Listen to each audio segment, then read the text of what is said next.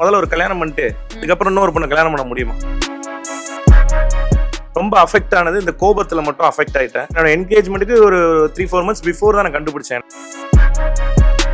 அம்மான்றவங்க என்ன பெத்தெடுத்தவங்க, நான் என்ன செஞ்சாலும் அவங்க தாங்கிக்குவாங்க. நான் எங்க அம்மா கிட்ட கோவப்படலாம், ஆனா என் பொண்டாட்டி அப்படி கிடையாது.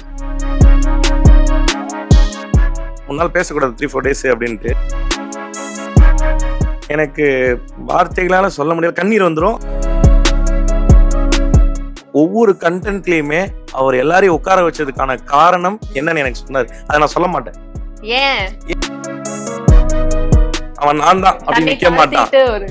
தன்னை தூக்கி அவனே மிதிச்சு நம்ம ஆசைப்பட்ட வாழ்க்கை என்னைய நிறைய மாத்திக்கிட்டு இருக்கு. இந்த கதாபாத்திரம், முத்து கதாபாத்திரம். நான் குடிக்க மாட்டேன், அவன் குடிப்பான். சத்யா வழங்கும் ஆனந்த விகடன் சின்ன திரை விருதுகள் 2024. Title sponsor Sathya agencies. Powered by true value homes. Co powered by Krista women's where.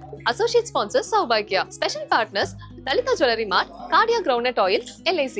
Roofing partner Jorame sun fibre sheet agencies Trichy. Savings partner ruby apex group of company. Tech partner snap dragon. Automobile partner VinFast. Health partner SRM prime hospital Ramapuram. OOH partner next advertising solution. Metro partner Mudra OOH. DOH partner ஸ்கைராம்ஸ் outdoor advertising. Hospitality partner feathers hotel. Sathya வழங்கும் ஆனந்த விகடன் சின்ன திரை விருதுகள் 2024 இப்ப நம்ம கூட வெற்றி வசந்த் இருக்காரு. எப்படி இருக்கீங்க?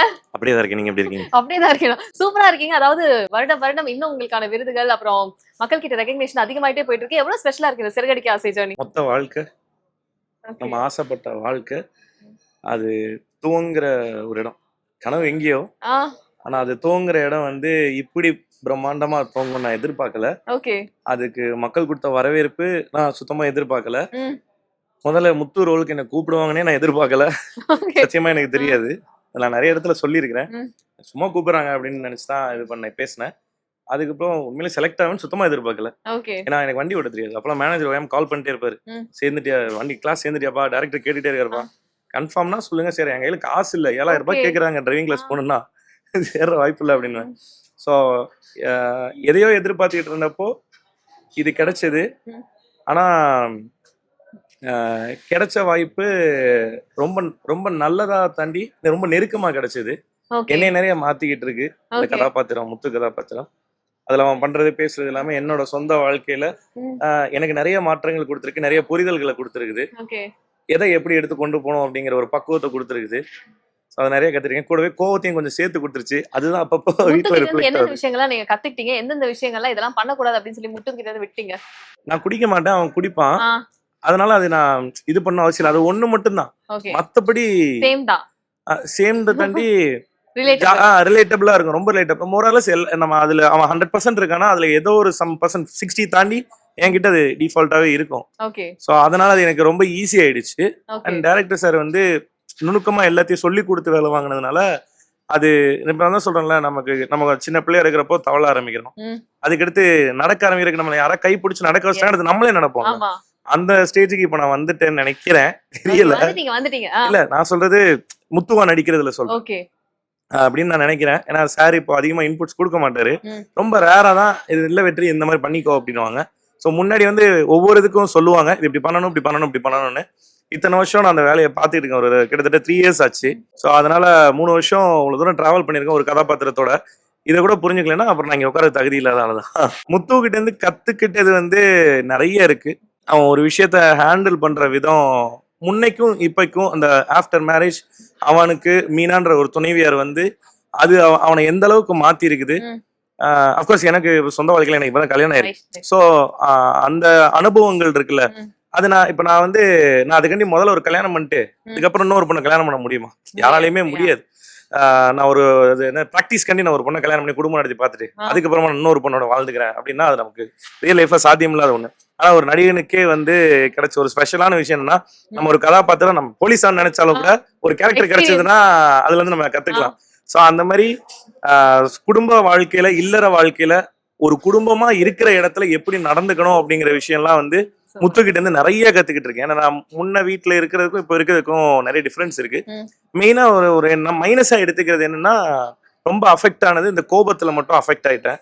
அதான் சொன்னேன் இல்லையா, சார் சொல்லி கொடுக்கும் போது எங்க கோவப்படணும்னு சொல்லி கொடுப்பாரு. இல்ல நான் நார்மலா பேசுவேன், அவர் கோவப்பட்டு பேசுன்னு சொல்றப்ப கோவப்பட்டு பேசுவேன். இப்ப நானே அதை ஆப்வியஸா பண்ணிடுறேன். இங்க அவன் கோவப்பட்டு தான் பேசணும் அப்படின்ற மாதிரி நான் பண்ணிடுறேன். ஒரு சில இடம் தான் மிஸ் பண்ணுவேன். அது சார் சொல்லிடுவாங்க, இங்க வேணாம் அப்ப கோவத்தை குறைச்சிக்க அப்படின்றவாங்க. அந்த மாதிரி மீட்டரை குறைச்சிக்குவாங்க. ஸோ அது பண்ணதுனால எனக்கு என்ன ஆயிடுச்சுன்னா, ரியல் லைஃப்ல நம்மளே அறியாம வந்துரும் டக்குன்னு. நான் மத்த இதுக்கு முன்னாடி வந்து நான் நிதானமா ஹேண்டில் பண்ணிருப்பேன். இப்போ அந்த விஷயத்த நான் கொஞ்சம் கோவத்தோட ஹேண்டில் பண்றேன். சோ அந்த சேஞ்சஸ் பண்ணிக்கணும்னு நினைக்கிறீங்க? அதை அன்லேர்ன் பண்ணணும்னு நினைக்கல. அத எப்படி பக்கமும் ஒரு கதாபாத்திரம், ஏன்னா அடுத்தடுத்து கதாபாத்திரங்கள் நிறைய பண்ணணும் வாழ்க்கையில, நிறைய நிறைய கதாபாத்திரங்கள் பண்ணணும். அந்த கதாபாத்திரங்கள்லாம் எனக்கு தெரியும். ஸோ அதோட வீரியம் எவ்வளோன்றது எனக்கு தெரியும். முத்துவத்தான வீரியத்தோட இருக்கிற கதாபாத்திரங்கள் நான் என்கிட்ட நிறைய இருக்கு. ஸோ அதனால அந்த கதாபாத்திரங்கள்லாம் பண்ணணும்னா நான் இதை கத்துக்கணும். ஒரு கதாபாத்திரம் பண்றோம்னா கட்டு சொன்னதுக்கு அப்புறம் அதுல இருந்து முடிஞ்ச அளவுக்கு வெளியில வந்துட்டு அது போக போக தானே கத்துக்க முடியும். நான் ஒரு 2 வருஷமா ட்ரை பண்ணிட்டு இருக்கேன். என்ன என்னால அதை விட முடியல. நான் 2 வருஷத்துக்கு முன்னாடி தான் கண்டுபிடிச்சேன். 1.5 வருஷத்துக்கு முன்னாடி இந்த மாதிரி எனக்குள்ள இப்படி ஒண்ணு இருக்குன்றது 1.5 வருஷத்துக்கு முன்னாடி தான் கண்டுபிடிச்சேன். அப்கோர்ஸ் என்னோட என்கேஜ்மெண்ட்டுக்கு ஒரு 3-4 months பிஃபோர் தான் நான் கண்டுபிடிச்சேன். எனக்கு தெரிஞ்சு கரெக்டா 16 months பிஃபோர். அப்பதான் எங்க அம்மாட்ட ஒரு நாள் வீட்டுல இருந்து அம்மா டக்குன்னு கத்திட்டேன். அப்போ ரூம்குள்ள போயிட்டு தான் யோசிச்சேன். அவங்க என்ன கேட்டாங்க, சாப்பிடுறியா எடுத்து வைக்க வந்தானே கேட்டாங்க. அது அம்மா கேட்கிற கேள்வி. வேலை முடிச்சுட்டு வர்றவன்ட்டு அம்மா கேட்ட கேள்வி. அதுக்கு நான் ஏன் கத்துனுன்றது உள்ள போகும் தான் எனக்கு தெரிஞ்சது. மூஞ்ச கழுவி முடிச்சதுக்கு அப்புறம் தெரிஞ்சது. மூஞ்ச தொடச்சிட்டு அது நமக்கு அது ஏதோ ஒண்ணு நம்மள சில் பண்ணல, ஒரு எக்ஸ்டர்னல் ஃபேக்டர். அந்த வாட்டர் தான் என்ன மைண்ட் சில் பண்ணிச்சு. ஸோ அதுக்கப்புறம் போயிட்டு அம்மாட்ட சாரி கேட்டு சாப்பிட்டேன் நானு. ஸோ அது இன்னும் என்னால விட முடியல. கதாபாத்திரம் வந்து ஏதாவது அலர்ட் பண்றாங்க, இல்ல முத்து வெளியே வரான் அப்படின்ற மாதிரி ஏதாவது அலர்ட் பண்றாங்களா? அது வரும், ஆனா வராதுன்ற மாதிரிதான். இல்ல எப்படி சொல்றது, அம்மான்றவங்க என்ன பெத்தெடுத்தவங்க, நான் என்ன செஞ்சாலும் அவங்க தாங்கிக்குவாங்க. இந்த உலகத்துல அப்பா அம்மாவை தவிர வேற யாருமே நம்ம என்ன பண்ணாலும் அதை அப்படியே ஏத்துக்க மாட்டாங்க. யாருக்கா இருந்தாலுமே, அது பொண்ணை பெத்தவனா இருக்கட்டும் பையனை பெத்தவனா இருக்கட்டும். பொண்ணை பெத்தவங்க நாளைக்கு போய் வேற வீட்டுல இப்போ நாளைக்கு உங்களுக்கு கல்யாணம் ஆகி நாளைக்கு நீங்க வேற வீட்டுக்கு போய் நீங்க வந்து ஏதாவது ஒரு விஷயம் பண்ணி உங்க ஹஸ்பண்ட் வந்து உங்க கம்ப்ளைண்ட் பண்ணா கூட உங்ககிட்ட வந்து எப்படி பக்குவமா பேசணும்னு சொல்லுவாங்க. ஏன்டி தப்பு பண்ண அப்படின்னு வந்து யாரும் கேட்க மாட்டாங்க. சோ அந்த ஒரு பக்குவத்தை கொடுக்கற தன்மை அப்பா அம்மா கிட்ட மட்டும்தான் இருக்கு. அதனால நான் எங்க அம்மா கிட்ட கோவப்படலாம், ஆனா என் பொண்டாட்டி அப்படி கிடையாது. என் மனைவி வந்து என்ன நம்பி என் கூட வாழணும்னு வந்திருக்கிறார். அவளை நான் எப்படி பாத்துக்கணும்னா, எங்க அப்பா எங்க அம்மா எப்படி பாத்துக்கிட்டாரோ அதை நான் பாத்துக்கிறேன். கண் கூட அவர் எவ்வளவு லவ்லியா பாத்துக்கிட்டாரு, எவ்வளவு அழகா பாத்துக்கிட்டாரு. சோ அந்த மாதிரி நான் பாத்துக்கணும், அதை விட ஒருபடி மேல பாத்துக்கணும்ன்றதான் என்னோட ஆசை. சில நேரம் நம்ம தவறுகள் செய்வோம், அதை மன்னித்து ஏற்றுக்கொள்வதுதான் என் மனைவி. நிறைய இருக்கும், நிறைய. இப்ப நீங்க கேட்ட மொமெண்ட்ல இந்த கோபத்திலே நிறைய இருக்கு. சம்டைம்ஸ் அதை கண்ட்ரோல் பண்ணிட்டேன். இப்போ முடிஞ்ச அளவுக்கு அவகிட்ட மட்டும் கண்ட்ரோல் பண்ணிட்டேன். என்னமோ தெரியல, அவ அழுதுருவா பண்ணிடுவான்ற ஒரு இது இருக்குல்ல. நம்மளால ஒருத்தவங்க அழுத கூடாது, அந்த ஒரு ரெஸ்பான்சிபிலிட்டி. அது வந்து இப்போ நான் வந்து உண்மையில அவங்க தப்பு பண்ணி நம்ம திட்டிருந்தோம்னா அந்த அழுகிறது வேற. நமக்குள்ள இருக்கிற பிரச்சனைக்காண்டி அவங்கள ஹர்ட் பண்றது தப்பு இல்லையா? சோ அந்த விஷயம் தான். நாங்க 2 பேரும் ஒரு டீல் போட்டு வச்சிருப்போம், என்ன சண்டைனாலும் 24 hours சால்வ் ஆயிடணும்ப்பா அப்படின்னு. அது நைட்டு சண்டை போட்டாலும் மோஸ்ட்லி 24 hours சால்வ் ஆயிடணும். நல்ல முடிவுங்க. ஆமா. சோ அது எங்க அப்பா அம்மா அப்படிதான் இருப்பாங்க, என்னோட அப்பா அம்மா. அதனால நான் கல்யாணத்துக்கு முன்னாடி இவட சொல்லியிருந்தேன். அவன் இன்னைக்கு வரைக்கும் ஃபாலோ பண்றான். சம்டைம்ஸ் நான் முறப்பா திரிவேன், அவ டக்குன்னு வந்து என்ன சால்வ் பண்ணிடுவா. நான் ஆமா 3 நாள் பேசக்கூடாது அப்படின்னு ஏதோ ஒரு தடவை இருந்தேன். 3 நாள் பேசக்கூடாது, 3-4 days அப்படின்ட்டு. டக்குன்னு வந்து உடனே வந்து பேசினா, நீ தானே சொன்ன என்னன்னாலும் சண்டை வந்து 24 மணி நேரத்துக்குள்ள சால்வ் ஆயிடணும் சொன்னேன்லப்பா அப்படின்னா. அந்த ஒரு விஷயம் அப்படியே ஆஃப் பண்ணிடுச்சு. அப்படியே ஆஃப் பண்ணிடுச்சு டோட்டல். அதுதான் எக்ஸ்பெக்ட் பண்ணதுல. நானா நீயா அப்படின்னு பாக்குறதுக்கான குடும்ப வாழ்க்கை இங்க கிடையாது. இங்க நாம ஒன்னா வாழ்றதா வாழ்க்கை. அது எல்லாருக்குமே பொருந்தது. இது வந்து நான் இவங்கிட்ட தான் கத்துக்கிட்டேன். ஏன்னா இவன் முதல்ல மீனா கிட்ட கோபப்பட்டுக்கிட்டே தான் இருப்பான். எந்த விஷயம்னாலும் கோவப்பட்டுக்கிட்டே இருப்பான். அதுக்கடுத்து அவன் வந்து எப்படி மீனா வந்து எப்படி அவனை பக்குவமா மாத்துறான். மீனாவும் அப்பாவும், மீனா அப்பா பாட்டி 3 பேரும் சேர்ந்துதான் அவனை மாத்துறாங்க. மீனாவோட பங்களிப்பு அதிகம். அவ்வளவுதான். ஏன்னா அவங்கதான் எல்லாருமே கூடவே இருக்கிற கதாபாத்திரம். ரொம்ப மீனாவை தாண்டி எல்லாம் மீறி போனா அப்பா வருவாரு. மீனாட்டையும் கண்ட்ரோல் ஆகலன்னா அப்பா கேரக்டர் உள்ள வரும், அப்பாட்டையும் கண்ட்ரோல் ஆகலன்னா பாட்டி கேரக்டர் உள்ள வரும். வச்சுக்கணும், இல்லாட்டி அவுத்து விட்ட காலம் மாதிரி ஓடிக்கிட்டே இருப்பான். அந்த மாதிரிதான். அதுதான் அவங்கிட்ட இருந்து நான் கத்துக்கிட்டதும். அவங்கிட்ட இருந்து கண்டிப்பா இந்த மாதிரி உங்களை மாதிரி நிறைய பேர் ரிலேட் பண்ணிப்பாங்களா அந்த முத்து கேரக்டரோட? எல்லாருமே ஓகே, ஒரு பாடமா ஏதோ ஒரு கேரக்டர் இருந்திருக்கும் சீரியல்ஸ் பாக்குறப்ப. அந்த மாதிரி முத்துவும் நிறைய பேருக்கு இருந்திருப்பீங்க. நிறைய பேரா? எனக்கு வார்த்தைகளால சொல்ல முடியாது, கண்ணீர் வந்துடும். அந்த அளவுக்கு ஏகப்பட்ட பேர் எனக்கு பேசி இருக்கிறாங்க. இப்போ இங்க நான் வந்தப்போ கூட எனக்கு இங்க ஒருத்தர் வந்து பேசினாரு, நான் தான் நீங்க அப்படின்னாரு. எனக்கு ஃபர்ஸ்ட் புரியல. மத்தவங்க எல்லாம் வேற காஸ்டியூம்ல இருந்தாங்க, ஒரு நார்மல் காஸ்டியூம்ல இருந்தாரு. மத்தவங்க எல்லாம் வந்து வேலட்ல பார்க் பண்றாங்க, வேற அவங்க யூனிஃபார்ம்ல இருந்தாங்க. இவர் வேற காஸ்டியூம்ல இருந்தாரு. நான் தான் நீங்க அப்படின்னா உங்களுக்கு என்ன புரியும்? ஃபர்ஸ்ட் எனக்கு எப்படி நீட்டு இருந்தேன், நான் டிரைவர் தான் அப்படின்னாங்க. அப்படியா, சரி நேரம். அவர் ரொம்ப நேரம் பேசினாரு. நான் இங்க போறேன் அங்க போறேன், வண்டியில போனை வச்சுட்டு வந்துட்டு அங்கே எங்க போயிட்டு இருக்கிறேன். அப்படியுமே அவர் பேசிட்டே இருக்காரு, எங்க போனாலும் வந்து பேசிட்டே இருந்தாரு என்கிட்ட. ரொம்ப சந்தோஷமா இருந்துச்சு அதை பாக்குறப்போ. எஸ், பிகாஸ் உங்க ஸ்டோரி கேக்குறப்ப இல்லையா, இந்த மாதிரி ஒரு you got a very inspirational story. ஏன்னா ஒரு ஸ்கிராச்ல இருந்து வரீங்க அப்படின்றப்ப நம்மள ஒருத்தரை பாக்குற மாதிரியான ஃபீல் கண்டிப்பா நிறைய பேருக்கு இருக்கும். அந்த சக்சஸ் வந்து எல்லாருமே எடுத்துப்பாங்க. ஓகே, இவர் ஜெயிச்சிட்டாரா, நம்மளும் ஜெயிச்சிட்டோம் அப்படின்ற மாதிரி ஒரு ஃபீல் நிறைய பேர் கொடுத்துருக்கீங்க. அதுதான் இந்த மாதிரி ரெஸ்பான்ஸ் வருதுன்னு நினைக்கிறேன். இல்ல அது வந்திருக்கேன்னு எனக்கு தெரியல. நான் எல்லாரையுமே இன்ஸ்பிரேஷனா தான் பாத்துருக்கேன். இப்ப அவர் பேசினது கூட எனக்கு ஒரு இன்ஸ்பிரேஷன் தான். ஏன்னா அவரோட சொந்த வாழ்க்கையில அவர் கிட்டத்தட்ட அவருக்கு ஒரு பொண்ணோ பையனோ இருப்பாங்க கண்டிப்பா. அது கல்யாண வயசு நெருக்கியோ இல்ல படிப்புக்கோ அவர் எவ்வளவு கஷ்டப்பட்டு இருப்பாரு அந்த அண்ணன். சோ அந்த மாதிரி நான் நிறைய பேரை சந்திச்சிருக்கிறேன். அது வந்து இளம் வயதுல ஆரம்பிச்சு இவனோட கதாபாத்திரத்தை அப்படியே உரிச்சு வச்ச மாதிரி, இல்ல அதுல இருக்கிற 70-80% உரிச்சு வச்ச மாதிரி ஏகப்பட்ட மனிதர்களை நான் நேரடியா சந்திச்சிருக்கிறேன். எல்லாருமே சொல்லியிருக்காங்க அவங்களோட வயதுன்னு பாத்தீங்கன்னா 20ல ஆரம்பிச்சு 70 வரைக்கும் இருக்கு. 70-75ல இருக்கிற ஆட்கள் கூட நான் பேசியிருக்கிறேன். அவங்களுமே சொல்லியிருக்காங்க என்னோட வாழ்க்கையில நடந்ததுதான் நீ பண்ணிக்கிட்டு இருக்கிறப்ப அப்படின்னுவாங்க. என்னோட நண்பர் ஒருத்தர், தெரிஞ்ச நண்பரோட அப்பாவே அதை சொன்னாரு. ஏன்னா அவரோட வாழ்க்கையில அவங்க அம்மா எப்படி இருந்தாங்கன்றத அவர் அனுபவிச்ச விஷயங்கள் சொல்லியிருக்காரு. அவரும் இதே மாதிரிதான் இருந்திருக்காரு. நான் வந்து இப்போ எப்படின்னா நம்ம ஊரை பொறுத்தளவுக்கு எந்த தொழில் செய்யறவங்க அதிகம், சிம்பிளா யோசிச்சா டிரைவிங் பண்றவங்க எனக்கு தெரிஞ்சு அதிகம் நினைக்கிறேன். ஏன்னா ஒரு கேபா இருக்கட்டும், ராபிடோவா இருக்கட்டும், ஃபுட் டெலிவரியா இருக்கட்டும், எல்லா இடத்துலயும் டிரைவிங் பண்றவங்க இருக்காங்க. ஏன் பர்சனலா கூட ஒருத்தவங்க தனக்குன்னு ஒரு டிரைவர் வச்சிருப்பாங்க. ஒவ்வொரு வீட்லயும் சமைக்கிறதுக்கு ஆள் இருப்பாங்க. சில வீட்டுல அவங்களே சமைச்சுக்குவாங்க. அது வேற. எல்லா தொழிலுமே ரொம்ப முக்கியமான தொழில் தான். ஆடியன்ஸ் ஏன் என்னோட கதாபாத்திரத்துக்கிட்ட கனெக்ட் ஆன விஷயம் எதுனா என்னோட தொழில், முத்துவோட தொழில், அதுக்கப்புறம் முத்துவோட இயல்பு, அவனோட கதாபாத்திரம் பொதுவா இல்ல அந்த மாதிரி வச்சுக்கலாம். நம்ம வீட்டுல வந்து நார்மலா ஒரு பையன் அப்படிதான் இருப்பான்.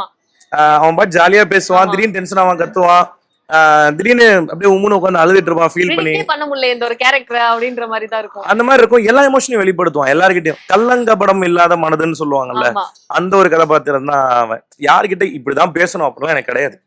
இங்க விஜய் சார் சொல்லுவார்ல, இங்க என்ன தோணுதோ பண்ணுவேன், இங்க என்ன தோணுதோ பேசு, அந்த மாதிரி இருக்குல்ல, மாத்தி சொல்றான்னு தெரியல. அந்த மாதிரிதான் அவன். எதுவுமே யோசிக்க மாட்டான் அவன். அப்படி எதுவுமே கிடையாது அவன்கிட்ட. அவன் பாட்டு பேசிடுவான் டப்புன்னு. அவனுக்கு தோணிச்சு பேசிடும். அதுதான் கமாண்ட். நம்ம யோசிச்சு பேசினா தான் நம்ம நடிக்கிறோம்னு அர்த்தம். இப்ப நான் என்னமோ பேசிட்டு இருக்கேன் இல்லையா, ஏதோ பேசிட்டு இருக்கேன் இல்ல எனக்கு தெரியல, என்னமோ பேசிருக்கீங்க. நீ கேட்ட கேள்விக்கு கரெக்டா தான் பதில் சொல்றேன்னு நினைக்கிறேன். அந்த மாதிரிதான் அவனோட கதாபாத்திரம். அது பாட்டுக்கு போய்கிட்டே இருக்கும். சோ அப்படிதான் எல்லார் வீட்லயுமே எல்லாருமே அப்படிதான் இருப்போம். எப்போ நம்ம வந்து நம்மளோட இயல்பு நிலையை மாத்திக்கிறோம் அப்படின்னா நம்ம வீட்டை விட்டு நம்ம வெளியில வர்றப்பதான் மாத்திக்கிறோம். அதே நம்ம வீட்டுக்குள்ள சாயங்காலம் போனோடனே நம்ம இயல்பு நிலை நம்மளோட இயல்பு நிலை வந்துடும். இப்ப நீங்களே உங்க அம்மா கிட்ட நடந்துக்கிற விதத்துக்கும் நீங்க இங்க வந்து அடக்கொடக்கமா உட்கார்ற விதத்துக்கும் வித்தியாசம் இருக்கு. எல்லாருக்குமே இருக்கு இல்லையா? சோ அந்த மாதிரிதான் சொல்றேன். அப்போ அவன் எப்பவுமே அவன் எல்லாருக்கிட்டையுமே அப்படிதான் இருக்கிறான். ஷெட்டுக்கு போனாலும் அப்படிதான் இருக்கிறான், ரோட்ல யாரோ பார்த்தாலும் அப்படிதான் இருக்கிறான், ஆஸ்பத்திரிக்கு அட்மிட் பண்ண போனாலும் அப்படிதான் இருக்கிறான், யாராவது கார்ல கூட்டு போனாலும் வந்து ஜாலியா பேசிட்டு வரான். சோ வீட்லயும் அப்படிதான் இருக்கிறான். அப்படி இருக்கிறப்போ அவன் எல்லா இடத்துலயும் அதே மாதிரி இருக்கிறப்போ அவன் ஈஸியா ஆடியன்ஸ் கூட கனெக்ட் ஆகிட்டான்.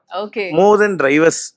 அந்த தொழில் செய்யற டிரைவிங் தொழில் செய்யற மத்தவங்களை தாண்டி எல்லாருக்கிட்டையும் அவன் போய் சென்றடைஞ்சதுக்கு காரணம் நான் இதுவாக தான் இருக்கும்னு நினைக்கிறேன். அவனோட யதார்த்தமான இயல்பு நிலை அதுதான் பெரிய பிளஸ் அந்த கதாபாத்திரத்துக்கு அமைஞ்சது. வெற்றிக்கு அமைஞ்சிருக்கு. வெற்றி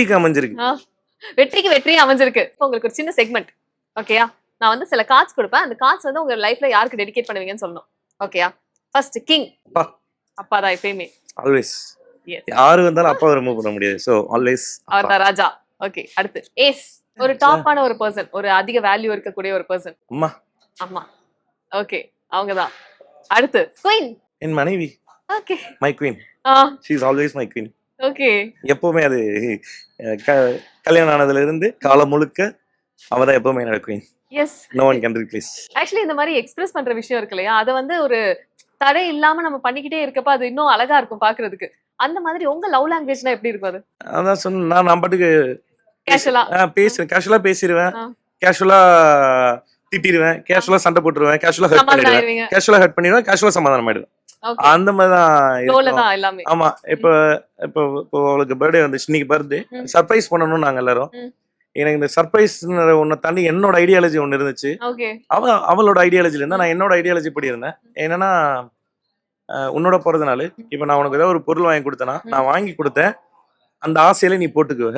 ஆனா அது உனக்கு பிடிச்சிருக்கா பிடிக்கன்றது எனக்கு தெரியாது. நான் என்ன பண்ணேன், அவளை கூட்டு போய் உனக்கு என்ன வேணுமோ வாங்க. நான் என் தங்கச்சிக்கும் அதுதான் பண்ணிருக்கேன்.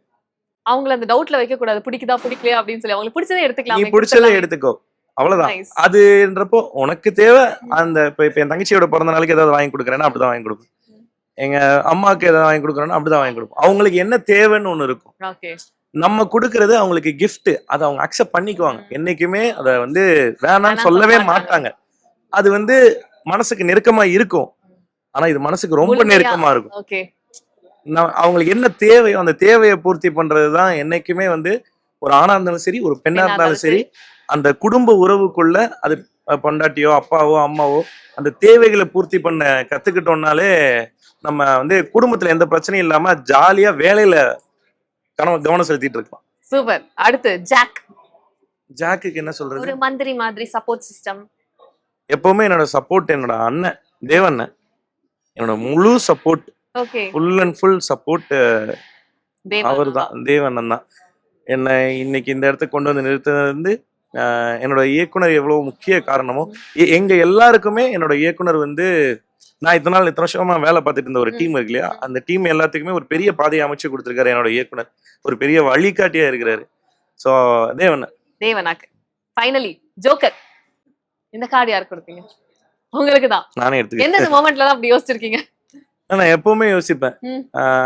ஏன்னா எனக்கு பிரபுன்னு சொல்லிட்டு என்னோட ஒரு அண்ணா இருக்காரு. அவர் ஒரு டைரக்டர், யூடியூப்ல ஒரு சேனல் வச்சிருந்தாரு. ஸோ அவர்கிட்ட தான் நான் ஃபர்ஸ்ட் குருவண்ண மூலமா தான் உள்ள போய் சேர்றப்போ அவர் எனக்கு இன்ஸ்பிரேஷனா ஒரு மேட்டர் சொன்னார். நான் பேர் சொல்லல, அவங்க மத்தவங்க பேர் ஸ்ரீராமனா தெரியும்ல உங்களுக்கு? ஸ்ரீராமனா தெரியும். ஸோ அவங்கள பத்தி ஒரு இன்ஸ்பிரேஷன் சொன்னார். அப்போலாம் வந்து நான் சும்மா ஜூனியர் ஆர்டிஸ்டா போய் லைட்டுக்கு பக்கத்துல இருந்து அவர் உட்காந்துருக்காரு, அந்த மாதிரி ஓரமா தான் உட்காந்துருந்தேன். ஷார்ட் ஃபிலிம்க்கு வெப் சீரிஸ்க்கு போயிட்டு அப்படி இருந்தா என்ன கூப்பிட்டு தான் வாடா நீ ஒரு லீடா வச்சு பண்ண அப்படின்னு சொல்லிட்டு ஷார்ட் ஃபிலிம் கதை எழுதுன்னு சொல்லிட்டு அவர் எழுதினாரு. அப்போ நான் நமக்கு ஒரு கதை தோணல, நான் உடனே என்கிட்ட இருந்த கதை ஒன்று கொடுத்தேன் நான் ஷார்ட் ஃபிலிம்க்கு. அவர் படிச்சு பார்த்துட்டு ரொம்ப பியூட்டிஃபுல்லா நல்லா இருக்கு அப்படின்னாரு. நீயே பண்ணிடலாம் வேணும் ஷார்ட் ஃபிலிம், ஆனா நீ இதை இப்ப பண்ணாத, நீ ஃபர்ஸ்ட் ஒரு ஸ்டேட்டுக்கு வந்து உனக்காக ஆடியன்ஸ் எப்போ ஒரு விஷயத்த பார்க்க ஆரம்பிக்கிறாங்களோ அப்ப இதை பண்ணுடா அப்படின்னாரு. எனக்கு புரியல. அப்போ அவருக்கு எக்ஸாம்பிளா வந்து எனக்கு மைக் ஸ்ரீராமன் தான் சொன்னார். ஸ்ரீராம் எப்பவுமே ஒரு ஐடியாலஜில வேலை பார்ப்பான்டா, அவங்க 2 பேரும் ஃப்ரெண்ட்ஸ், ஸோ அதனால வாழப்பட பேசிக்கிறேன், வேலை பார்ப்பான்டா. அவன் எப்பவுமே என்னன்னா ஆடியன்ஸை யூடியூப்பை பொறுத்த வரைக்கும் ஸ்வைப் தான். இன்னைக்கு ஷார்ட்ஸ், பட் இதுக்கு முன்னாடி வரைக்கும் யூடியூப் நார்மலா தான் இருந்தது. ஸோ அப்போ யூடியூப்ல வந்து இல்லைன்னா டக்குன்னு க்ளோஸ் பண்ணிட்டு போயிடுவாங்க. இன்னொன்று யூடியூப் எங்க பார்ப்போம்னா நம்ம வெளியில இருக்கும் போது தான் பார்ப்போம். ஸோ அந்த மாதிரி டைம்ல நமக்கு ஒரு மைண்ட் ரிலாக்ஸேஷனுக்கு காமெடி வீடியோஸ் அந்த மாதிரி பாக்குறது. அப்படி இருந்த காலகட்டத்துல ஒருத்தவங்களை யூடியூப் வீடியோல உட்கார வைக்கணும்னா 10 to 30 செகண்ட் அவ்வளவுதான். அது தான் நல்லா இல்லைன்னா க்ளோஸ் பண்ணிட்டு போயிடுவாங்க, அடுத்த வேலைக்கு போயிடுவாங்க. அப்படி இருந்தப்போ ஒவ்வொரு கண்டென்ட்லயுமே அவர் எல்லாரையும் உட்கார வச்சதுக்கான காரணம் என்னன்னு எனக்கு சொன்னாரு. அதை நான் சொல்ல மாட்டேன், ஏன்னா அது அவங்களோட தொழில் ரகசியம்னு ஒண்ணு இருக்கும்ல. பட் அதை நான் கத்துக்கிட்டேன், அதுதான் விஷயம் அப்படின்றத சொன்னாரு. அதுல இன்னொரு முக்கியமான விஷயம் சொன்னாரு. ஸ்ரீராம் இன்னைக்கு யூடியூபர்ஸ் மத்தியில இவ்வளவு பெரிய ரீச்ல இருக்கா அப்படின்னா காரணம் என்னன்னு நினைக்கிறடா அப்படின்னு கேட்டாரு. தெரியலண்ணே, அவரு நிறைய பண்ணிட்டு இருக்காருண்ணே. சிம்பிளா ஒரே விஷயம், அவனோட எல்லா வீடியோஸும் நீ நோட் பண்ணனா அவனை தூக்கி கீழே போட்டு மிதிச்சு ஆடியன்ஸை சிரிக்க வைப்பான். அவன் நான் தான் அப்படின்னு நிக்க மாட்டான், தன்னை தூக்கி அவனே மிதிச்சு அவன் ஆடியன்ஸை சிரிக்க வைப்பான் அப்படின்னு சொல்லிட்டு சொன்னாரு.